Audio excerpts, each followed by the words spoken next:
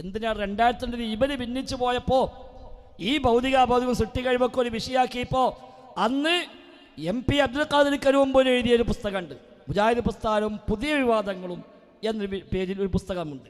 അതിൽ അദ്ദേഹം ഇവർക്കെതിരെ മറുപടി എഴുതാണ്. മടവൂരികൾ 2006 പുറത്തിറക്കിയ ഹദീസ് സമാഹാരത്തിൽ പിശാചിൻ്റെ ഭൗതികമായ പ്രവർത്തനത്തെക്കുറിച്ച് ഇങ്ങനെ എഴുതുന്നു എന്ന് പറഞ്ഞിട്ട് സൈനബാബിയുടെ സംഭവം മന്ത്രിച്ചൂലി ഇപ്പം കണ്ണെന്ന് വെള്ളമുറിക്കൽ നിന്നു. അത് പറഞ്ഞപ്പോൾ ഇബ്നു മസ്ഊദ് പറഞ്ഞു, അത് പിശാചിൻ്റെ കണ്ണിൽ കുത്തുക, അത് പിശാചാകുന്നു. അവൻ നീ അനുസരിച്ചാൽ നിന്നവന് വെറുതെ വിടും, നീ അവനെ ധിക്കരിച്ചാൽ വിരൽ കൊണ്ട് അവൻ നിന്റെ കണ്ണിൽ കുത്തും. വാള്യം 1 പേജ് 590 ഹദീസ് സമാഹാരം. എന്നിട്ട് കരുവമ്പോയിലെ ചോദ്യം, സ്വഹീഹ ഹദീസിൽ നിന്നാണ് മടവൂരികൾ ഇത് ഉദ്ധരിച്ചത്. അബ്ദുസ്സലാം സുലമി അസോസിയേറ്റ് എഡിറ്ററായിക്കൊണ്ട് പുറത്തിറക്കിയ പുസ്തകമാണിത്. പിശാച് കണ്ണിൽ കുത്തുമെന്നും കണ്ണുനീർ ഒഴുകുമെന്നുമാണ് ഇതിൽ പറഞ്ഞത്. കണ്ണിൽ കുത്തുമ്പോഴുള്ള നീരൊഴുക്ക് ഭൗതികമാണെന്നറിയാത്ത മന്ദബുദ്ധികൾ മടവൂരികളല്ലാതെ മറ്റാരുമല്ല.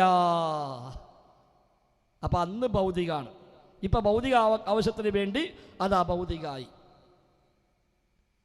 നമ്മളിത് എല്ലാ സ്ഥലത്തും വായിച്ചു.